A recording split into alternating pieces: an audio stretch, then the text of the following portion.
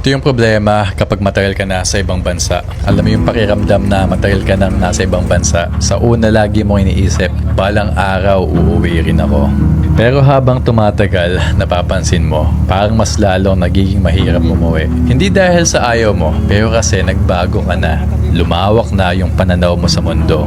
Nasanay ka na sa tahimik na gabi, sa sistema na maayos, sa disiplina ng mga tao, at higit sa lahat, natutunan mong tumayo sa sarili mong paa, mag-isa.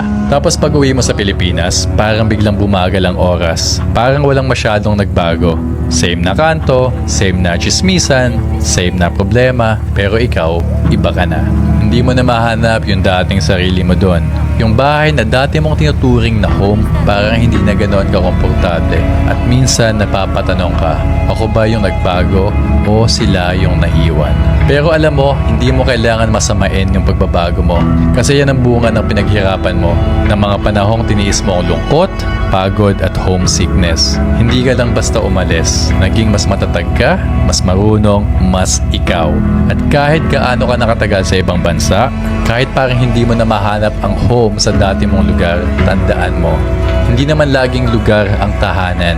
Minsan ang tahanan, yung mga taong pinili mong mahalin, yung mga pangarap na binubuo mo, at yung katahimikan na natagpuan mo sa sarili mo. So kung hindi mo na nararamdaman umuwi ng Pilipinas, okay lang. Baka kasi ngayon, sarili mo na mismo ang tahanan mo.